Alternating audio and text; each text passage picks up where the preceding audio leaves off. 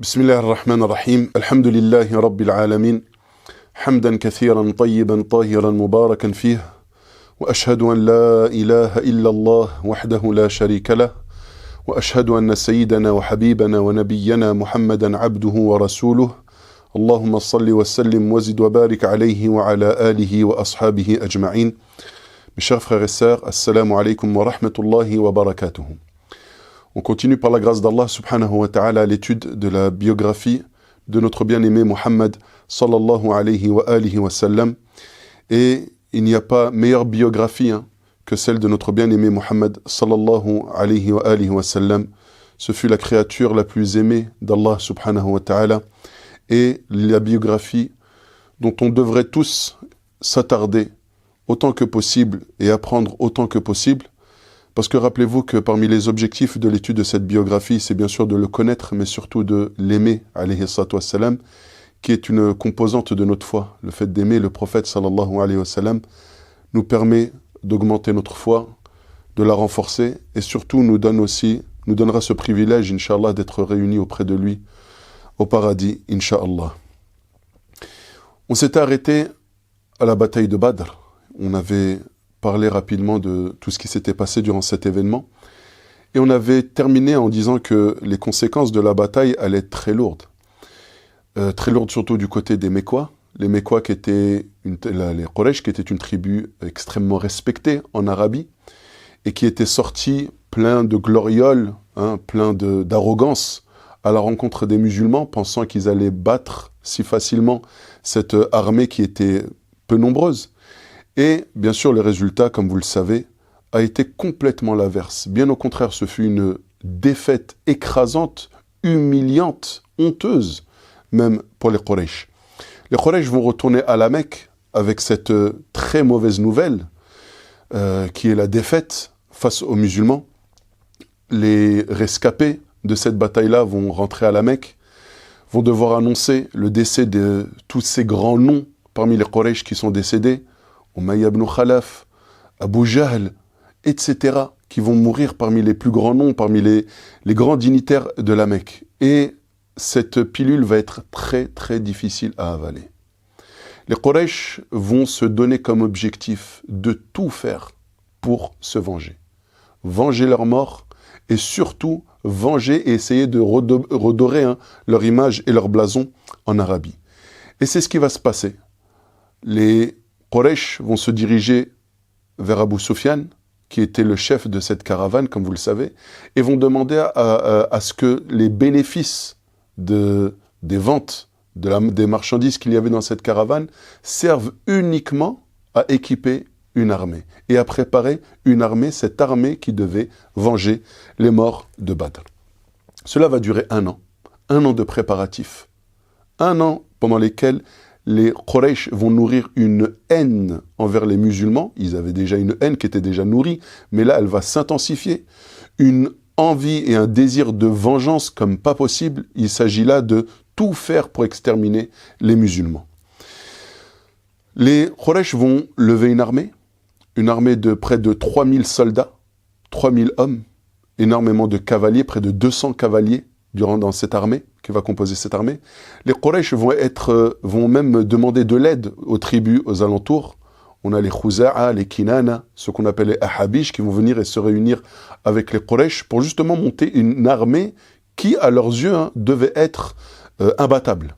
C'est vrai que 3000 soldats, à l'époque, en Arabie, dans cette région du monde, et à cette époque, 3000 soldats pour une armée, c'était énorme.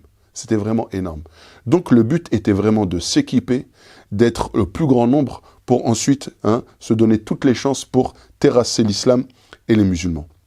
Durant le mois de Shawwal de l'an 3, nous sommes en l'an 3 de l'Hégire, et durant le mois de Shawwal, les Quraysh vont se diriger en direction de Médine afin d'attaquer les musulmans.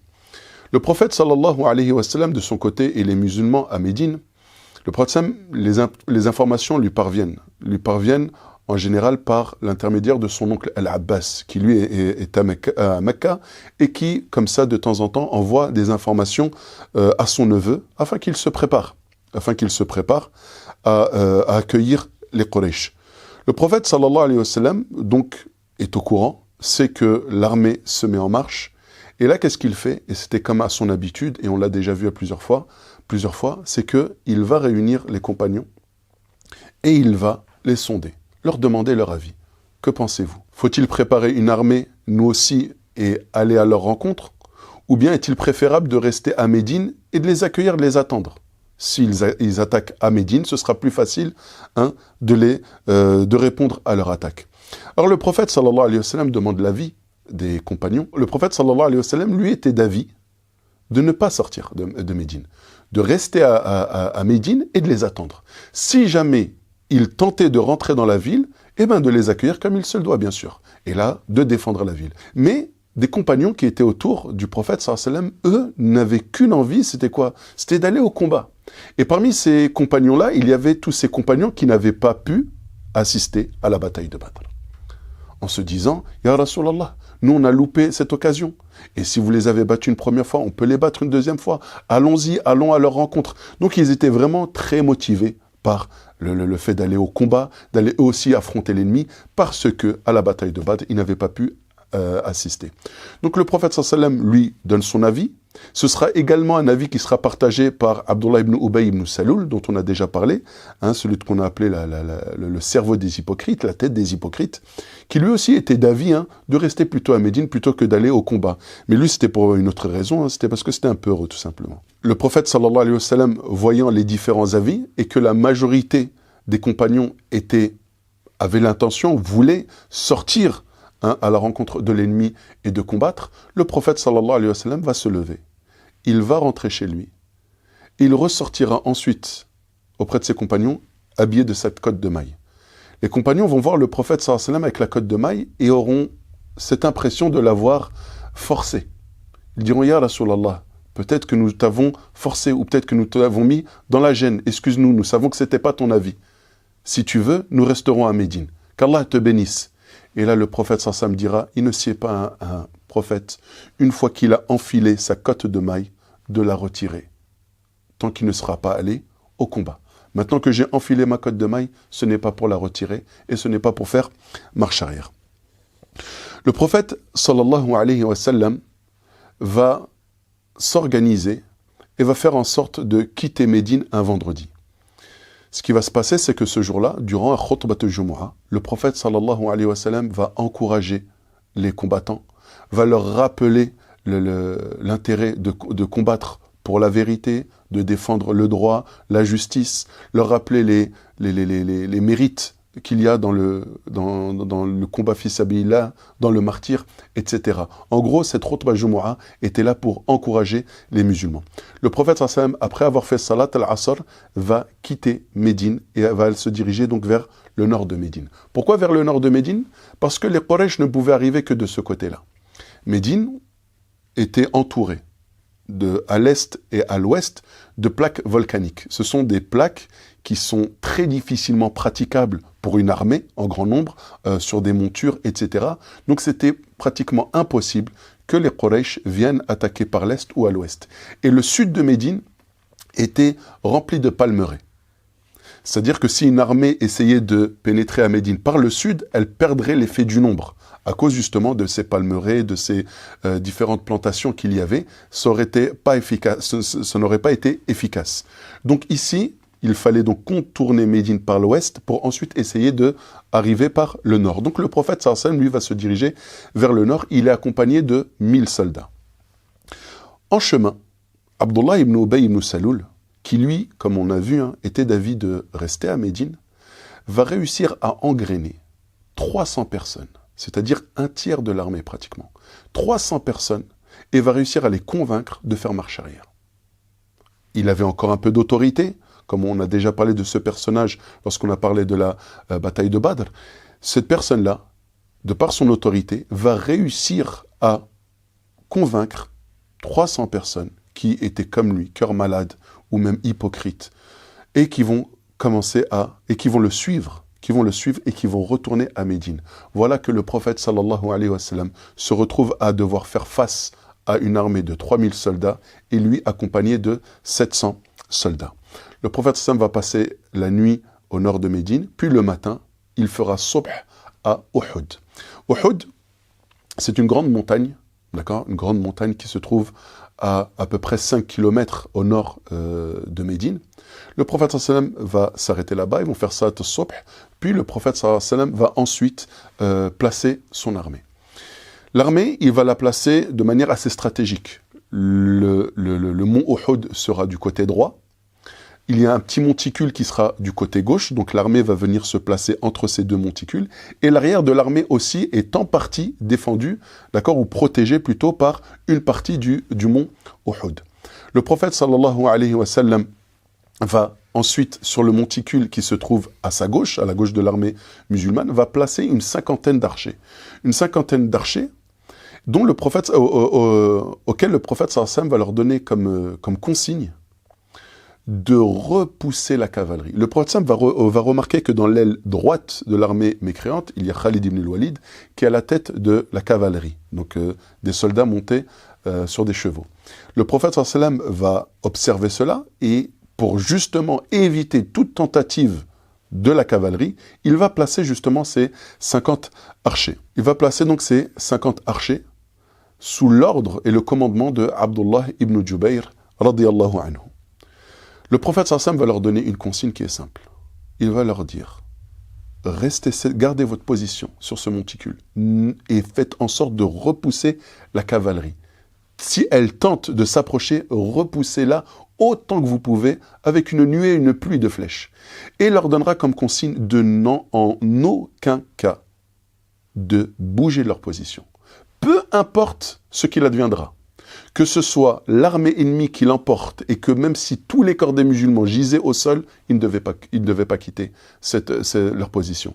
Et que même si c'était les musulmans qui l'emportaient et que l'armée mécréante était en déroute et s'en allait, ils ne devaient pas quitter leur position. L'ordre était simple et il était clair. Donc le prophète, sallallahu alayhi wa sallam, place du côté gauche les archers, d'accord, qui ont comme consigne justement de repousser la cavalerie en cas d'attaque.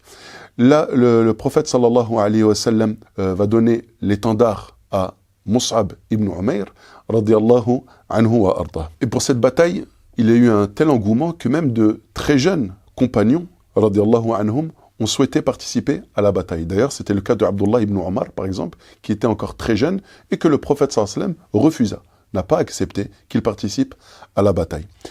Et parmi ces jeunes, il y avait également Samura ibn Jundub et Rafi' ibn Khadij. Ils se sont présentés, ils avaient 15 ans tous les deux. Et le prophète sallallahu alayhi wa sallam, là aussi, il leur demanda justement de ne pas participer à la bataille du fait de leur jeune âge. Mais on interpella le prophète sallallahu alayhi wa sallam en disant « Ya Rasulallah, Rafi' est un archer. Il est doué à l'arc. Tu devrais l'accepter avec nous. » Alors le prophète sallallahu alayhi wa sallam accepta Rafi' dans les rangs.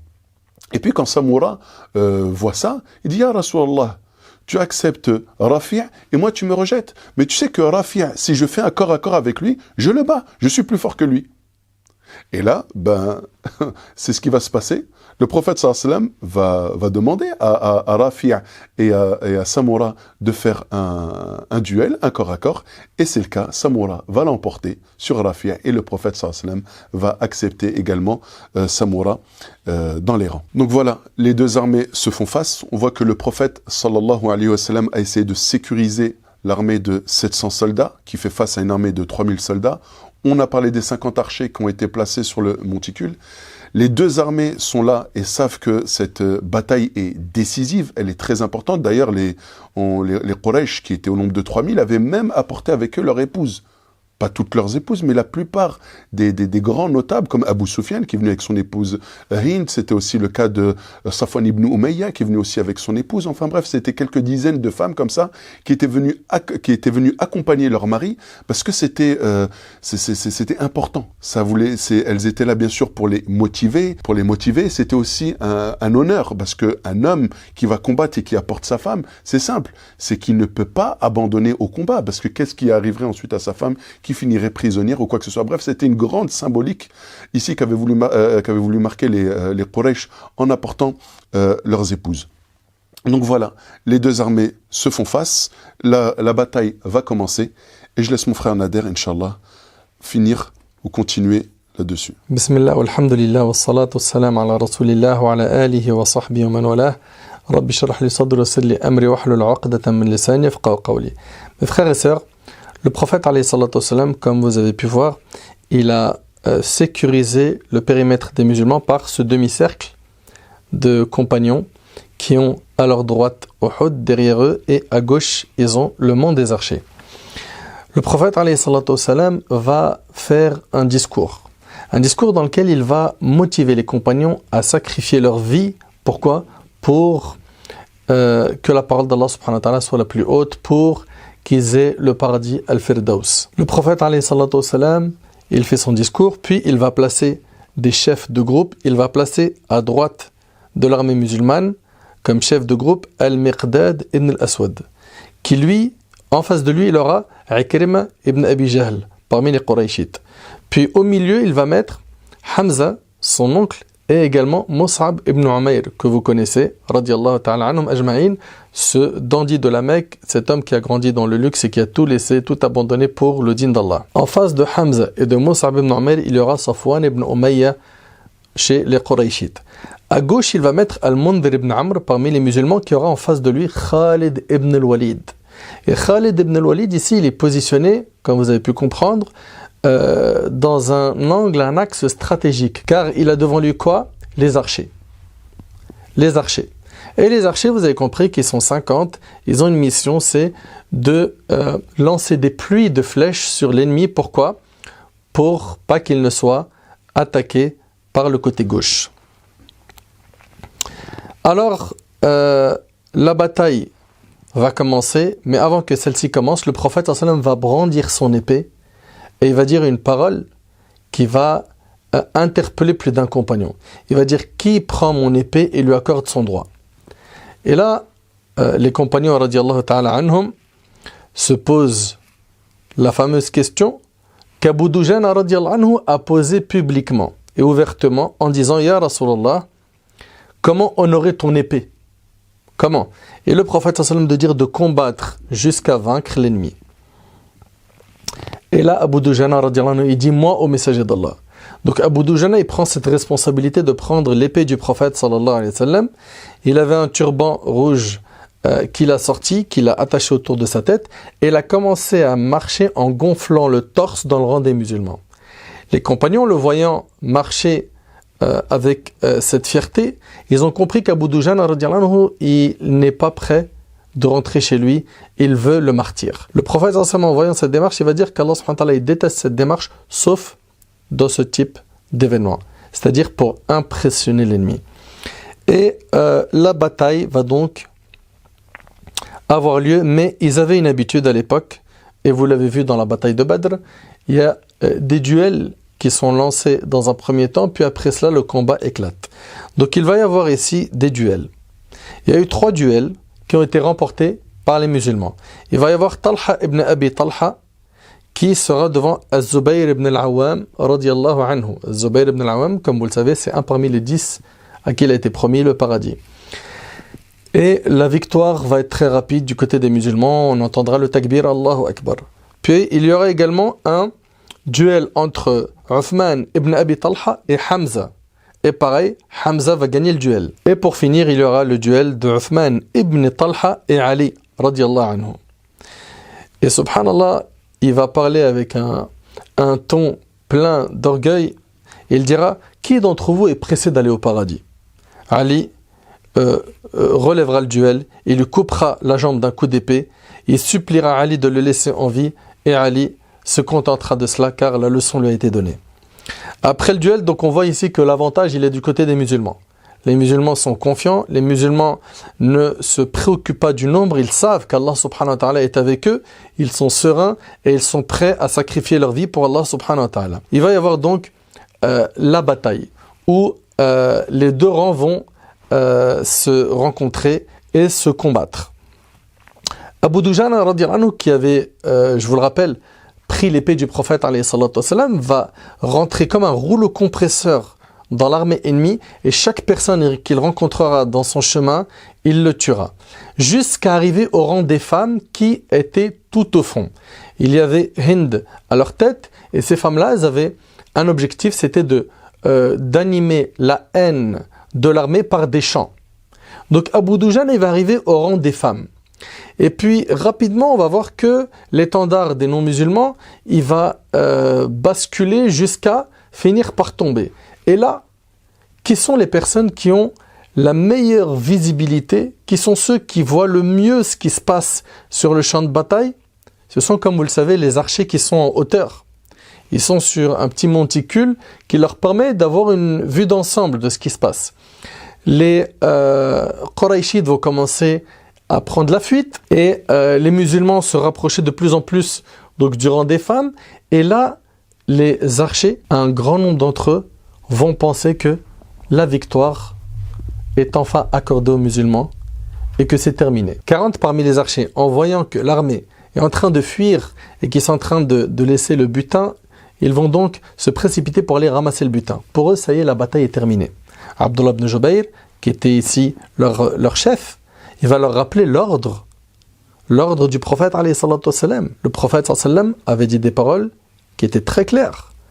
Il leur a dit que même si vous nous voyez perdre la bataille, vous ne bougez pas, vous restez à vos places. Repoussez l'ennemi. En aucun cas, vous devez descendre. Et là, 40 parmi eux, ils se sont dit, ça y est, c'est terminé. On peut descendre. Donc, ils n'ont pas fait ça pour désobéir au prophète, alayhi salatu wassalam, c'est un point très important. Ils ont fait cela parce qu'ils étaient persuadés que c'était terminé.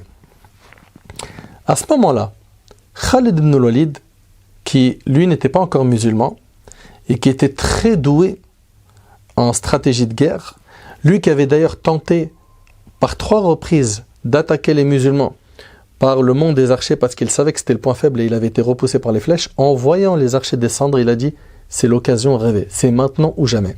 Donc Khalid ibn al-Walid va se précipiter et va prendre donc la direction des archers qui sont encore là-haut, il va monter, il va les tuer les 10, puis il va contourner les musulmans.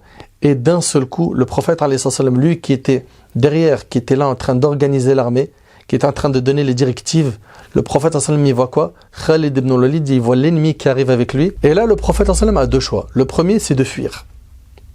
Et le second, c'est d'appeler les gens à l'aide, mais en faisant cela, il va faire quoi? Il va attirer l'attention des Qurayshites qui ne savent pas où est leur ennemi. Car pour eux, c'est l'ennemi public à abattre. Donc, le prophète sallam, il va choisir plutôt l'option 2, qui est d'appeler les gens à lui. Et il dira, à moi les compagnons, venez à moi, je suis le messager d'Allah, venez à moi. Pendant ce temps-là, le prophète alayhi salatu wassalam, il va voir autour de lui 10 compagnons. Subhanallah, les musulmans, ils étaient loin en train de ramasser le butin, et le prophète sallam ici, il a autour de lui 10 compagnons, qui sont autour de lui. Le prophète sallam, il s'adresse à eux en disant, qui me protège et il a le paradis. Et là, ils se sont tous mis face à l'ennemi. Comme on vous a dit, pourquoi? Pour repousser le mal qui pourrait toucher notre bien-aimé Muhammad sallallahu alayhi wa sallam.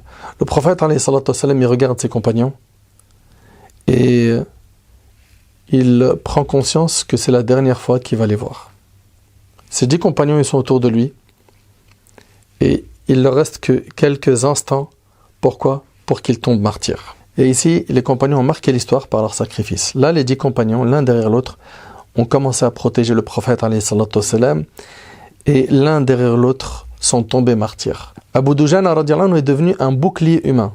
Et il a été violemment blessé par des coups de flèche, de sabre, de lance. Et il défendait le prophète alayhi salatu wassalam pour que rien ne touche notre bien-aimé sallallahu alayhi wa sallam, qui, vous le verrez par la suite, lui-même, le prophète sallallahu alayhi wa sallam, il a été fortement blessé pendant cette bataille. Sa'd ibn Abi Waqqas radiallahu anhu, à un moment donné, il voit un homme qui a le visage plein de sang. Et quand il a demandé qui était cet homme, on lui a dit c'est le prophète alayhi salatu wassalam. C'est pour vous montrer que notre bien-aimé Muhammad sallallahu alayhi wa sallam a sacrifié énormément pour qu'aujourd'hui on puisse dire la ilaha illallah Muhammad Rasulullah. Est-ce qu'on réalise aujourd'hui que le plus grand cadeau qu'Allah subhanahu wa ta'ala nous a donné, c'est l'islam? Est-ce qu'on réalise aujourd'hui la place qu'occupe ce prophète Muhammad sallallahu alayhi wa sallam? Vous réalisez un petit peu ce qu'a fait notre bien-aimé sallallahu alayhi wa sallam ainsi que les compagnons pour que le dîn d'Allah subhanahu wa ta'ala nous parvienne? Le prophète alayhi salatu wassalam a connu un jour très difficile. Il a été blessé au visage. Il a même perdu une parmi ses dents. Il a été blessé à l'épaule, aux dents, il a saigné. À ce moment, Saad radiallahu anhu, il se précipite et il prend son arc et il commence à tirer des flèches pour repousser l'ennemi. Et le prophète sallallahu alayhi wa sallam lui dit: Oh Saad, tire, lui dit le prophète sallallahu alayhi wa sallam, je sacrifierai mon père et ma mère pour toi, ya Saad. Allahu Akbar. C'est une parole qui est immense et ça montrait l'amour qu'avait le prophète sallallahu alayhi wa sallam pour Saad. Le prophète sallallahu alayhi wa sallam, il est en train d'attendre le retour des autres compagnons, et Abu Ubaïd ibn al-Jarrah, qui voit que le prophète sallallahu alayhi wa sallam a reçu un coup sur son casque, qui a fait en sorte que son casque s'est fendu, et que 2 crochets de son casque, en fait, s'étaient enfoncés dans sa joue. Abu Ubaïd ibn al-Jarrah n'a pas supporté cela, il s'est précipité, et au lieu de tirer les crochets avec sa main, de peur de faire du mal au prophète sallallahu alayhi wa sallam, il n'a pas voulu le blesser, il a fait cela avec sa bouche. Et en faisant cela, en tirant le premier crochet qui était sur la joue du prophète, il a perdu une dent, il en a saigné. Et ensuite, il a fait cela avec le deuxième crochet pareil, et il a perdu également une dent qu'il a cassée. Saad ibn Abi Waqqas, ce jour-là, il verra 2 hommes, comme c'est rapporté par l'imam Muslim, combattre qu'il n'a jamais vu auparavant. Et quand il posera la question, on lui dira c'est Jibril et Mikaïl, qui seront sur le champ de bataille et qui combattront avec les croyants. Dans la foulée de cette bataille, il faut savoir que Mus'ab ibn Umayr radiyallahu ta'ala anhu, il portait l'étendard des musulmans et il lui sera coupé le bras violemment à coups d'épée, suite à quoi il prendra l'étendard avec quoi? Avec son bras gauche. Pourquoi? Parce que si l'étendard tombe, c'est-à-dire que c'est la défaite. Il est hors de question que ce soit la défaite pour les musulmans. Il accepte que son bras tombe par terre, mais pas que le drapeau des musulmans tombe. Par la suite, on lui mettra un deuxième coup très fort et on lui arrachera le deuxième bras. Et là, il bloquera le drapeau entre l'épaule et son cou. Et par la suite, quelqu'un viendra lui mettre le coup de grâce et il tombera martyr. Subhanallah, quand il va tomber martyr, certains vont penser que le prophète sallallahu alayhi wa sallam est mort. Pourquoi? Parce qu'il lui ressemblait beaucoup. Et on le verra même, mon frère Redouane en parlera, que certains vont crier que le prophète sallallahu alayhi wa sallam est mort. Et ça va paralyser les compagnons d'entendre cette nouvelle. Dans cette bataille, il faut savoir aussi que Wahshi, qui n'était pas encore musulman, avait reçu l'ordre de son maître de tuer Hamza, suite à quoi il allait avoir le droit à la liberté, lui qui était esclave. Puis Wahshi, qui était très doué au jet de lance, il s'est faufilé et lorsqu'il a vu Hamza trébucher, il a profité de l'occasion, il lui a jeté la lance et Hamza, l'oncle du prophète sallallahu alayhi wa sallam, tomba martyr. Une nouvelle qui va énormément attrister notre prophète sallallahu alayhi wa sallam. Pourquoi? Par cette séparation, la séparation d'un être cher, quelqu'un qu'on aime. Enfin, le prophète sallallahu alayhi wa sallam, il attend le retour des sahaba radiyallahu anhum. À un moment donné, ceux qui sont en train de ramasser le butin, ils voient que l'ennemi arrive par derrière, ça devient un flou général, on ne comprend plus qu'est-ce qui se passe, sachant que pour eux, dans leur tête, ça y est, l'ennemi était parti, ils avaient fui. Ici, on voit qu'il y a un retournement de situation et beaucoup de compagnons vont sacrifier énormément ce jour-là. Et je vais laisser, Inch'Allah, mon frère Redouane avec le reste des histoires des sacrifices des Sahaba radiyallahu anhum pour vous montrer que nos compagnons c'était des héros, que nos compagnons, ce qu'ils voulaient le plus c'était le paradis d'Allah tabaraka wa ta'ala, que nous avons des ancêtres qui sont des modèles et qu'on devrait suivre au lieu de suivre aujourd'hui n'importe qui appelle à n'importe quoi. Enfin, je laisse la parole à mon frère Redouane, puis je la reprendrai tout à l'heure, Inch'Allah. On est en plein milieu de la bataille de Uhud. On voit que c'est la débandade. Les musulmans ne savent plus où donner de la tête.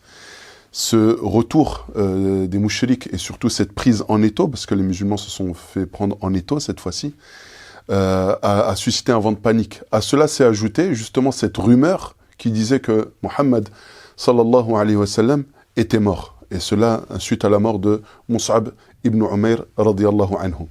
Donc, et la panique était encore plus intense et plus forte lorsque les compagnons entendaient cette rumeur comme quoi Mohammed sallallahu alayhi wa sallam avait été tué. Alors que c'était en fait Mus'ab ibn Umayr qui était tombé martyr radiyallahu anhu. Lorsque Mus'ab ibn Umayr radiyallahu anhu va tomber martyr, c'est Ali, radiyallahu anhu, qui va venir et qui va prendre l'étendard. Il est hors de question, encore une fois, de laisser tomber et d'abandonner. Le musulman est ainsi, il ne perd jamais espoir. Donc, dans ce sentiment de panique où les musulmans ne savent plus quoi faire, entre ceux qui sont autour du prophète sallam et qui le voient, qui sont témoins qu'il est sain et sauf et qui essayent de le défendre autant que possible, on a parlé de Abu Dujana, on a parlé de Sa'd ibn Abi Waqqas, qui sont là en train de défendre autant que possible le prophète sallallahu alayhi wa sallam, d'autres sont perdus. D'autres pensent que le prophète sallallahu alayhi wa sallam est décédé. Mais ils ne vont pas baisser les bras pour autant. C'est le cas de Anas ibn Nadr, qui est l'oncle de Anas radiyallahu anhu, le fameux compagnon du prophète sallallahu alayhi wa sallam qu'on connaît. Donc son oncle Anas ibn Nadr, lui il est là, il voit que pour lui c'est la panique. Il prend son courage à deux mains et il se lance directement face à l'ennemi. Sa'd ibn Mu'adh qui le croise et qui lui dit « Mais où vas-tu ainsi? Où vas-tu ainsi ?» Il dit « Ah Sa'd, je sens l'odeur du paradis.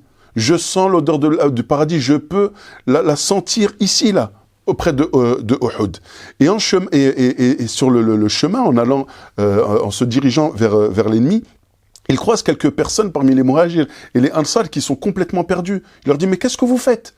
Qu'est-ce que vous faites? Venez combattre. » Il dit « Mais t'as pas entendu? Mohammed sallallahu alayhi wa sallam est décédé. Il est mort. » Il dit « Mais qu'attendez-vous de la vie maintenant?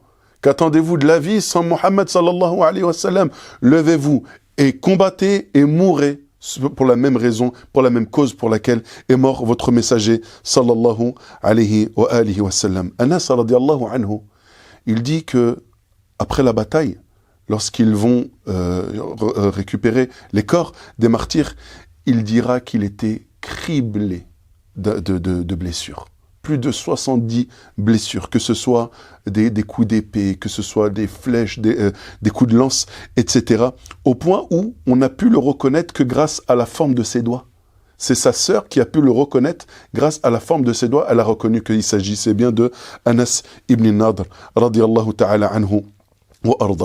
Parmi eux, il y avait aussi Ziyad ibn Sakan, radiyallahu anhu, qui lui, pareil, était accompagné d'un groupe de Ansar et qui avait autant que possible défendu le prophète, sallallahu alayhi wa sallam, en essayant de terrasser toute personne voulant nuire au prophète, sallallahu alayhi wa sallam. Il sera lui aussi très sérieusement blessé et arrivé au dernier moment de sa mort, le prophète, sallallahu alayhi wa sallam, va demander à ce qu'on le rapproche pour le poser ensuite près de lui sur son pied, donc pour qu'il puisse passer ses derniers instants. Et là, ce compagnon, radiyallahu anhu, quitte le bas monde alors qu'il est au contact de notre bien-aimé sallallahu alayhi wa sallam.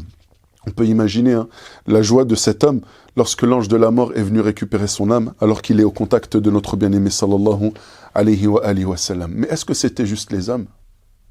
Est-ce que ce n'était que les hommes qui ont fait preuve de courage? Ou est-ce que même les femmes se sont montrées dignes elles aussi? Eh bien, on a l'exemple d'une femme, Imara, Nusayba, radiyallahu anha. Le prophète sallallahu alayhi wa sallam témoigne lui-même de cette femme-là. Il dit, j'étais au combat, j'étais face à l'ennemi et je voyais Imara à ma droite et qui était là en train de défendre et en train de repousser le coup des ennemis. Elle dit, je me tournais parfois à gauche et je la trouvais aussi à ma gauche venir et me défendre des ennemis.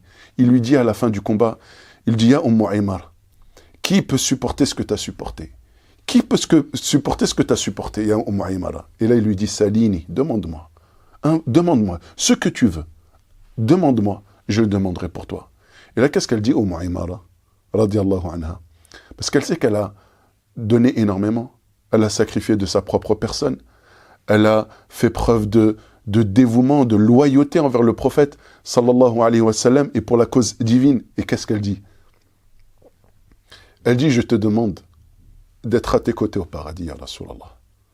Les blessures que j'ai, c'est pas grave. Ce que j'ai subi, c'est fi sabilillah. Les morts qu'il y aura, sûrement des proches parmi ces proches qui font tomber martyrs, c'est pas gravissime. Ya Rasulallah, ce que je veux, c'est le paradis, être à tes côtés. Ya Rasulallah.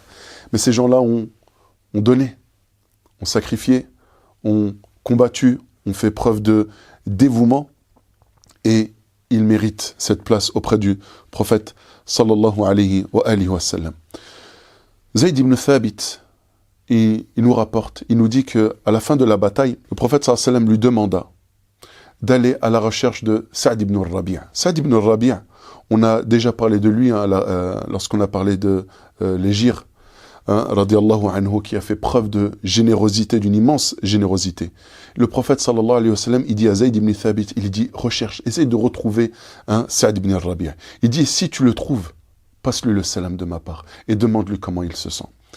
Zayd ibn Thabit, il dit j'arrive et je retrouve Sa'd ibn al-Rabi' qui est allongé au sol et qui est en train de vivre ses derniers instants, ses derniers moments. Il vient le voir, il lui dit le prophète sallallahu alayhi wa sallam te transmet le salam.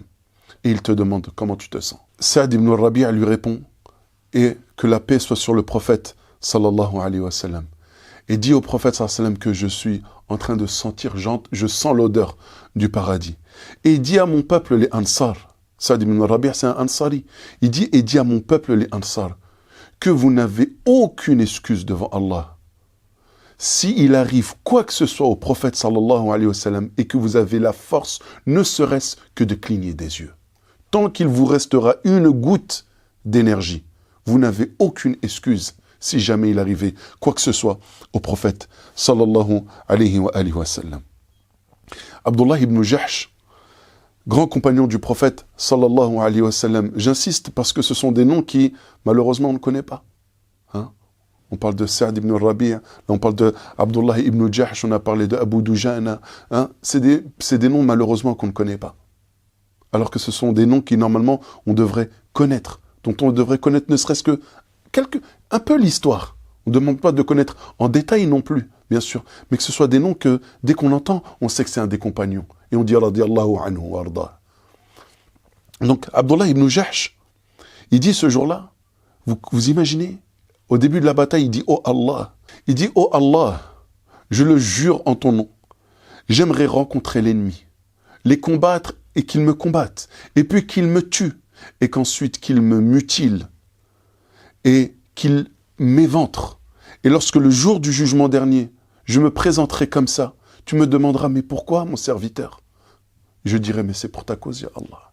C'est uniquement pour ta cause, ya Allah. Là, le prophète sallallahu alayhi wa sallam est mis en sécurité. Il va ensuite se déplacer petit à petit avec cette escorte qui sont là et qui l'accompagnent, qui le protègent. Et il va monter petit à petit sur le mont Uhud pour se réfugier au niveau des ravines. Et vous savez ce que va faire le prophète sallallahu alayhi wa sallam une fois qu'il va s'installer sur les ravines? Il va s'asseoir et il va attendre que les compagnons viennent et le rejoignent. Et vous savez ce qu'il va faire? Il va faire salat. Vous savez pourquoi? C'est parce que pendant le combat, il y a l'heure de Dhuhr qui est rentrée. Pendant le combat, il y a l'heure de Dhuhr qui est rentrée. Et lorsque eux, ils montent, vous imaginez, ils sont accablés, ils sont fatigués. Le combat, c'est pas facile. À peine, ils trouvent le temps de trouver le repos, de se reposer, de stabiliser un peu la situation. Vous savez à quoi ils pensent? Ils pensent à la prière. Et là, il réunit ses compagnons et assis, le prophète sallallahu alayhi wa sallam va diriger Salat al-Dhuhr avec les compagnons. En plein milieu du combat. Alors qu'il y a encore des combats sur le champ de bataille, alors que les morts n'ont même pas encore été enterrés, alors que c'est la panique et que le danger est encore présent, le prophète sallallahu alayhi wa sallam pense à salat parce que le plus important c'est de la faire à l'heure. Vous imaginez? Non. On se met dans cette situation, pour nous, on aurait dit, ah Rasulallah, on peut faire la prière tout à l'heure, on peut la faire plus tard, c'est pas le moment. Mais non, il n'y a pas d'excuse. Salat, ça se fait à l'heure. Nous, combien d'excuses on a avancé pour retarder nos prières, malheureusement? Le travail, le sport, les compétitions, et je ne sais quoi. Et des raisons encore plus futiles. Partir faire les courses, partir faire les soldes, se promener, aller au parc, etc. Et pour cela, on se permet de retarder la salat. On se donne des excuses comme ça et on se donne bonne conscience à retarder la salat, alors que justement on voit que le prophète sallallahu alayhi wa sallam, lui non, même sur le champ de bataille, le souci qu'il a eu, à peine ils ont pris le temps de se poser, le premier souci c'est on n'a pas fait salat, il faut faire salat. Et nous, alors que nous, malheureusement, encore une fois, cette salat pour laquelle on ne donne que très peu d'importance, et après on se demande pourquoi la foi elle est faible, et après on se demande pourquoi la situation des musulmans est catastrophique, alors que si déjà on donnait plus d'importance à nos prières, à nos engagements vis-à-vis d'Allah subhanahu wa ta'ala, on verrait clairement la différence.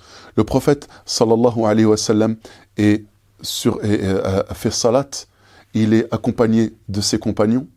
Abu Sufyan, qui est là, qui est, de par son arrogance, vous imaginez encore une fois la scène, il y a des compagnons qui sont tombés martyrs, radiyallahu anhum.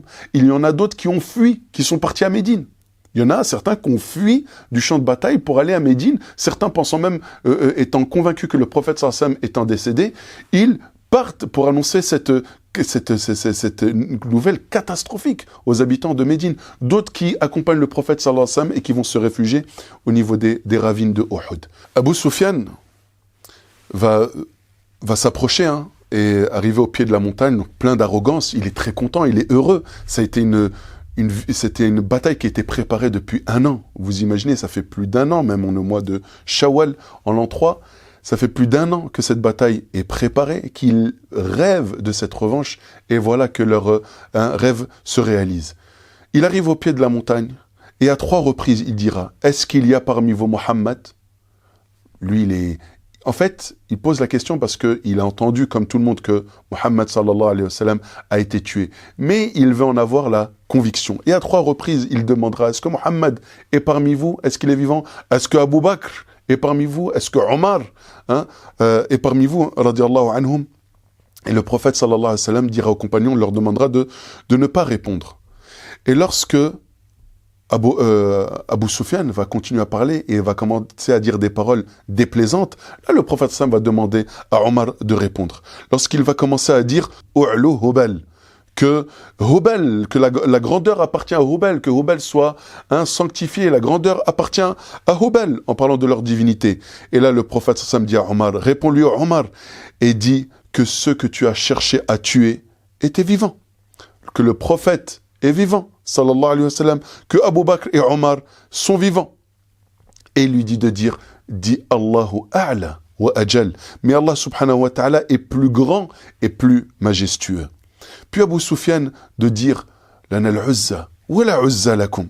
Et Abu Sufyan de dire, nous avons notre divinité, c'est-à-dire al-uzza, nous l'avons à nos côtés, et vous n'en avez pas. Et là le prophète sallallahu alayhi wa sallam dit à Omar de lui répondre, Allahu maulana. Allah est notre allié et vous en avez pas. Et Abu Sufyan va dire ensuite, un jour pour un jour, c'est-à-dire que la roue tourne. Vous avez gagné à Badr, c'est nous qui prenons la victoire cette fois-ci à Uhud. Et là le prophète sallallahu alayhi wa sallam demande à Omar de répondre, dis-lui, nos morts sont au paradis alors que vos morts, eux, sont en enfer. Et là, Abu Sufyan part, lui, son armée, Khalid ibn al-Walid, ses généraux, commencent à partir, à quitter le champ de bataille. Et c'est là où il va falloir faire l'état des lieux. Et je laisse à mon frère Nader la suite, Inch'Allah. Abu Sufyan, il commence à partir. Lui, Khalid ibn al-Walid, le prophète sallallahu alayhi wa sallam, il est inquiet.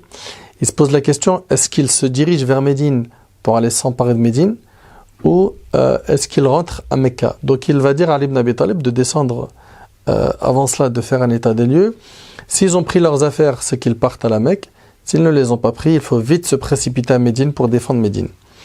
Puis Ali ibn Abi Talib radiyallahu anhu, après avoir inspecté les lieux, il dira qu'ils ont pris toutes leurs affaires et le prophète sallam va donc faire l'état des lieux du champ de bataille. Subhanallah, le prophète alayhi salatu wassalam, il voit que son oncle Hamza est tombé martyr. Et il voit que les compagnons ont été mutilés. Radiallahu ta'ala anhum.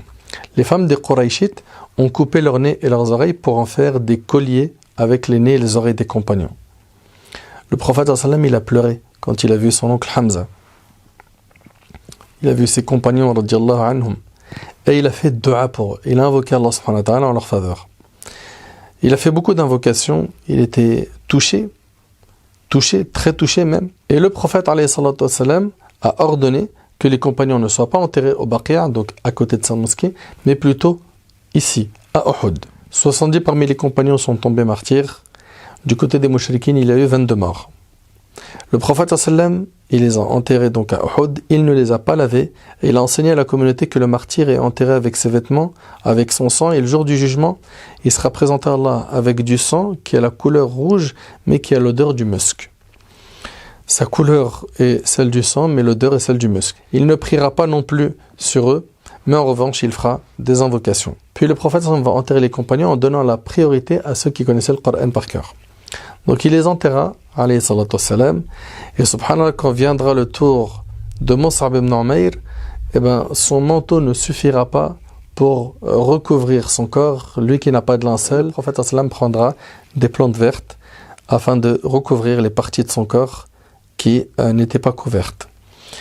Ça, c'est un bref résumé de la bataille de Uhud. On aurait pu dire beaucoup plus de choses que cela.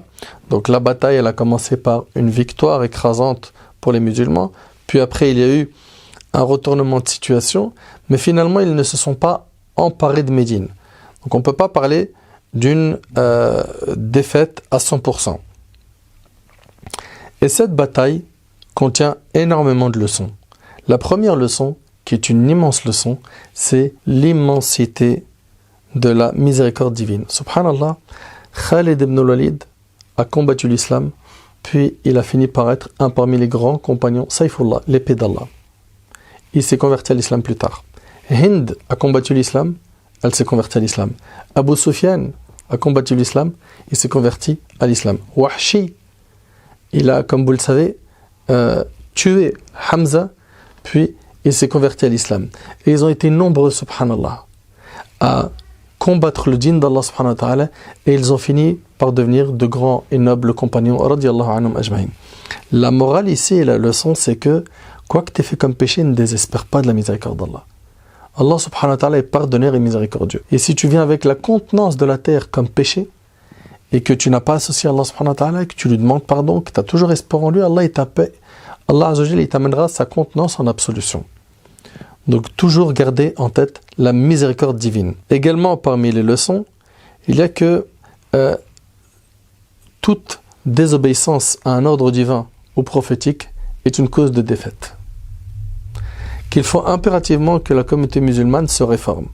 On voit aujourd'hui beaucoup de musulmans et de musulmanes dire « J'aimerais bien que ça s'améliore dans le monde musulman. » On voit l'injustice, on voit des gens opprimés, on voit ceci et cela. Si nous commençons réellement à s'occuper de notre relation avec Allah subhanahu wa ta'ala, les choses changeront. Inna Allah la yughayyiru ma biqawmin hatta yughayyiru ma bi anfusihim. Allah ne change pas l'état d'un peuple tant qu'ils n'ont pas changé ce qu'il y a en eux-mêmes. Parmi les leçons, il y en a deux que je laisserai, Inch'Allah, à mon frère Redouane, qui sont les sacrifices et la patience face aux épreuves. J'implore Allah subhanahu wa ta'ala de nous accorder une science utile, et j'implore Allah subhanahu wa ta'ala de nous ressusciter en compagnie du bien-aimé alayhi salatu wassalam et des compagnons radiyallahu ta'ala anhum. Donc je vais laisser, Inch'Allah, le mot de la fin sur ces leçons, ces enseignements à mon frère Redouane. Wa akhiru da'wana alhamdulillahi rabbil alamin. Encore une fois, la bataille d'Uhud nous apporte énormément d'enseignements. Et d'ailleurs, le but, si on étudie la vie du prophète sallallahu alayhi wa sallam, encore une fois, c'est aussi pour tirer un maximum d'enseignements. Parmi les enseignements, il y a cette miséricorde dont a parlé Akhinadar juste avant, cette miséricorde divine. Et cette miséricorde divine aussi qui se manifeste à travers le prophète sallallahu alayhi wa sallam. D'ailleurs, Allah subhanahu wa ta'ala le dit « Wa ma arsalnaka illa rahmatan lil alamin » Nous t'avons envoyé que comme miséricorde pour l'univers. Et le prophète sallallahu alayhi wa sallam était justement cette miséricorde aussi qui nous a été envoyée. Qu'est-ce qui s'est passé? Le prophète sallallahu n'était pas de ceux qui étaient motivés par le combat, tuer, se battre pour tuer, etc. On le voit d'ailleurs. Ici, le prophète sallallahu préférait quoi? Attendre que les Quraysh viennent vraiment, et ensuite, légitime défense. Bien sûr, on se défend, c'est normal, on doit défendre Médine. Mais le prophète sallallahu alayhi wa sallam, il va au combat, il est en train de combattre des personnes qui veulent sa vie, c'est ni plus ni moins ça. Les gens veulent que Muhammad ibn Abdillah sallallahu alayhi wa sallam soit mort et rayé de la carte l'islam. Et que fait le prophète? Il est maudit? Pas du tout. Alors qu'il était blessé, alors qu'il avait le visage ensanglanté, il était en train d'essuyer le sang sur son visage. Il disait, mais comment pourrait réussir un peuple qui a ensanglanté le visage de leur prophète? Oh Allah, pardonne à mon peuple, parce qu'ils ne savent pas, ils ne se rendent pas compte.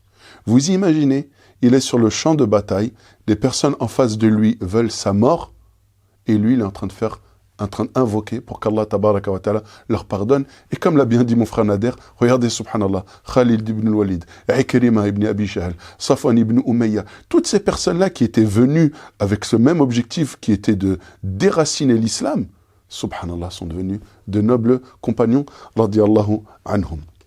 Également, il fallait aussi que, on ne peut pas non plus espérer toujours la victoire.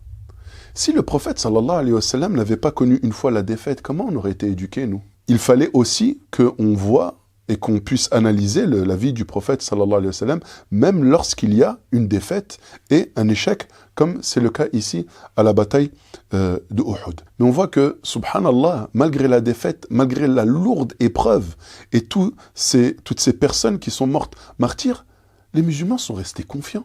Ils n'ont pas commencé à douter de leur islam, de leur croyance, ou d'Allah subhanahu wa ta'ala et de la sagesse qu'il y a derrière. Est-ce que ta foi, elle est suffisamment forte pour accepter ce qu'Allah tabaraka wa ta'ala a décrété, ou est-ce que ta foi, elle est faible, et à la première épreuve, au premier coup de vent, ça y est, c'est comme une feuille morte qui s'arrache. Ici, on a vu que les hommes et les femmes qui entouraient le prophète sallam, c'était des personnes en or. C'était des personnes en or qui étaient prêtes à tout donner. Et là, ça a permis aussi, à travers cette épreuve-là, de rassurer le prophète sallam en lui disant que les gens qu'il y a autour de toi, c'est des personnes qui vont t'aider à construire cette da'wah-là. Et on le sait très bien. Si aujourd'hui on parle encore une fois de ces gens-là, c'est parce que c'était des héros. Et ce sont nos exemples. Radiallahu anhum wa arda. Et le son aussi à tirer, c'est le sacrifice. De mettre tout ce qu'on peut. De donner tout ce qu'on peut. Il y en a qui ont du temps, qui donnent du temps. Du temps pour, bien sûr, apprendre leur religion et ensuite la transmettre.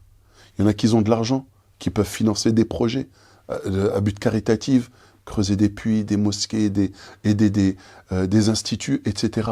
Alors pareil, apprenons à sacrifier. Quand vraiment on se dévoue pour la cause divine, eh ben on ne peut qu'investir dans le bien en réalité. Nous, on doit apprendre à avoir cet esprit de sacrifice, cet esprit de toujours faire face, de rester debout. Quand bien même la tempête, quand bien même le vent souffle, quand bien même les vents sont violents, il faut apprendre à être quoi? À être digne. À partir du moment où on suit la religion d'Allah, à partir du moment où on applique les ordres d'Allah et de son prophète, alayhi salatu wassalam, ici il n'y a aucun, on n'a aucune crainte. Restons fermes, apprenons à sacrifier, apprenons à patienter et surtout faisons ça pourquoi? Pour pouvoir rencontrer ces personnes dont on est en train de parler maintenant. Et puis c'est ainsi, Inch'Allah, qu'on va finir cet exposé de la bataille de Uhud.